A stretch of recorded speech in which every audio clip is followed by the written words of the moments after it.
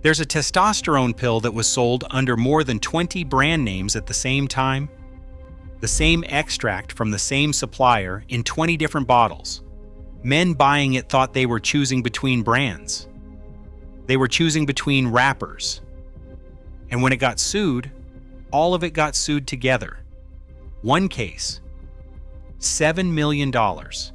Buyers who filed a claim got back between $1.99 and $14.52. So today, 6 testosterone boosters I'd put down and 4 things that hold up. Here's what to stay for. The number 1 spot isn't the most dangerous one. It's the one you're most likely to already own. One of these 6 sent its founders to federal prison. That one isn't number 1 either. And the 4 that hold up, not one promises to raise your testosterone. Let's get into it. Quick thing first. Every source is in the description. Anything about a brand is my opinion, not a safety claim. This isn't medical advice. If you think your testosterone is low, that's a talk with a doctor. So why does this aisle exist at all? In 1994, Congress passed the Dietary Supplement Health and Education Act. No FDA approval before sale. That's the rule, not a loophole. And a supplement legally can't say it treats low testosterone. That would make it a drug. So the front sells you a feeling instead. Drive. Vitality. Peak. Let's walk it. Number 6. GNC Pro Performance ZMA.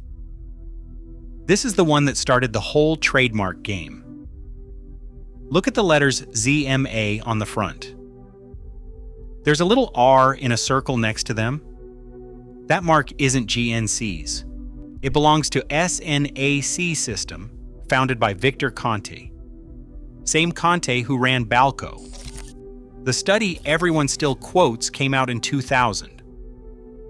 27 NCAA football players, free testosterone up about 33%. SNAC paid for it. Conte co-wrote it and held equity in the company selling the product. 4 years later, Baylor ran it again. Same doses. Nobody's money in it. Total testosterone, no significant change. Free testosterone, the same. SNAC still tells you on its own site that if the ZMA mark isn't there, it's an imposter. They're right about one thing. The mark is the product. The next one cost people a lot more, and a court made somebody write checks. Number 5, Ageless Male. This is the one your dad saw on television, aimed at men over 45. The ingredient doing the work in the version that got sued is testosterone, a fenugreek seed extract, trademarked, owned by a supplier called GenCore. In 1916, buyers filed a class action in Cole County, Missouri. Ageless Male containing testosterone was on that court's own product list. So was Test X180, High T, M-Drive, Test Freak, Testerol, and more than a dozen others. Different brands, different prices, different commercials.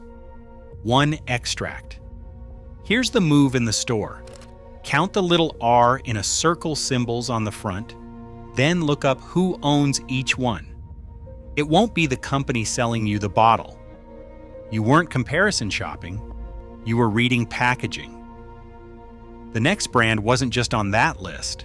It was a named defendant, and the settlement said something about the bottles that stopped me cold. Number 4, Force Factor Test X180. Ignite. This is the gym one. Black and red, all caps, sold on urgency. Force Factor wasn't a product on a list in that case. It was a named defendant. The settlement came to $7 million and got final approval in 2018. And here's the line I keep going back to. The agreement says the brand defendants weren't required to recall anything. Not from stores, not from warehouses. They could sell through the packaging they already had.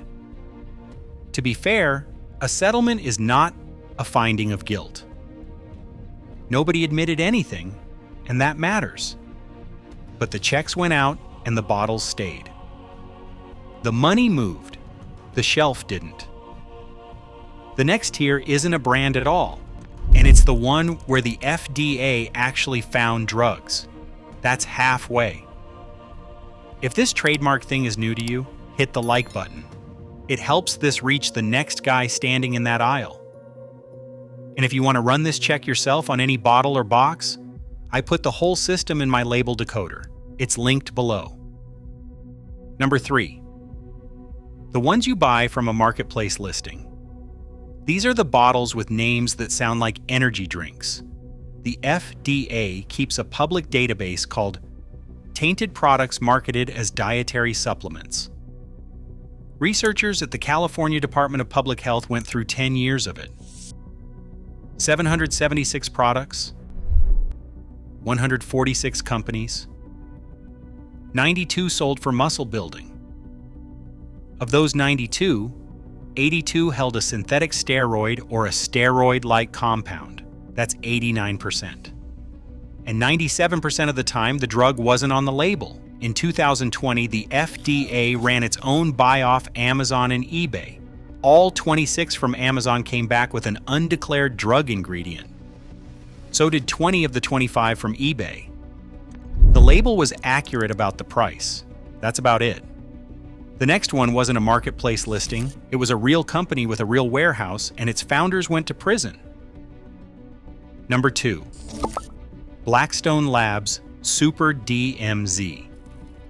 This is where the word supplement stops meaning anything. Blackstone was a Florida company.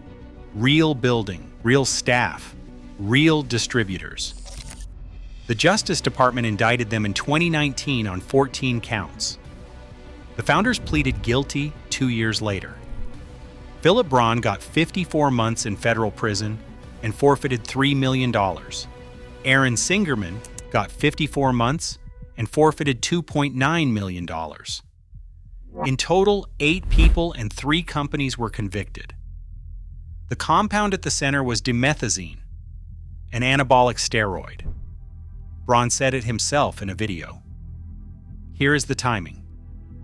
In December 2014, Congress passed the Designer Anabolic Steroid Control Act, making a whole class of these compounds controlled substances at once.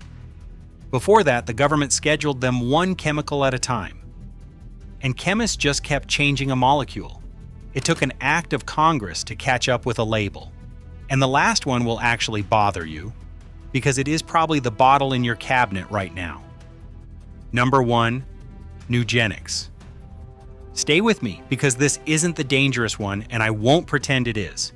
Nugenix is the big one. GNC's own press release from September 2012 called it the top-selling men's vitality product on their site that month. It's in GNC, it's in pharmacies, and somebody you know has it. And Nugenix was on that Missouri court's product list too. Same extract, same case, same $7 million. Here's what happened next. And it's the whole point of this video. Go look at Nugenix Total-T today. The front doesn't say Testofen anymore. It says Tesnor. New mark. New supplier, same structure. I'll give them this. A 2024 review in the International Journal of Impotence Research rated Tesnor possibly effective. In men with late-onset low testosterone, not in healthy men, that review covered 52 studies.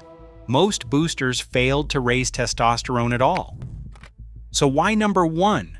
Not because it's harmful. Because it's the most trusted bottle in the aisle? It was named in that settlement, and the fix was a different trademark. The brand didn't change. The little R in a circle did. All right, take a breath. Because I want to be fair here. None of these 6 is going to hurt you tonight. I'm not telling you to panic or throw anything out. I also want to kill a scare you've probably heard. People say the Shilajit in these formulas is loaded with lead. Consumer Lab tested 8 Shilajit products in 2024.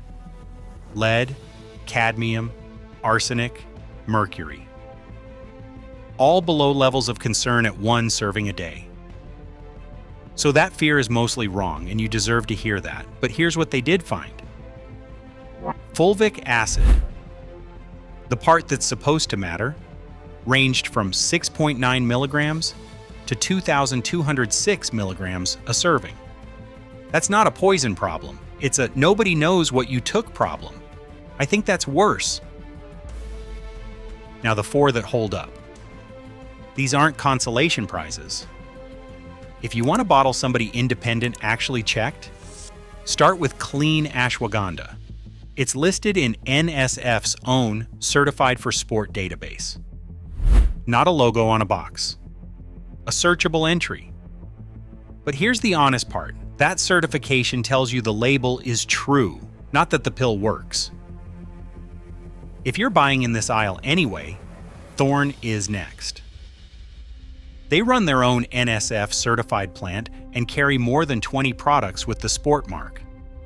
The drawback is real though. Not every Thorne product carries it, so check the exact bottle.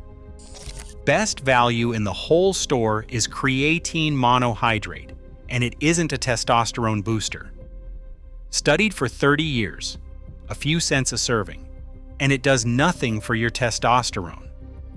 It just works for the thing you actually wanted, which was getting stronger.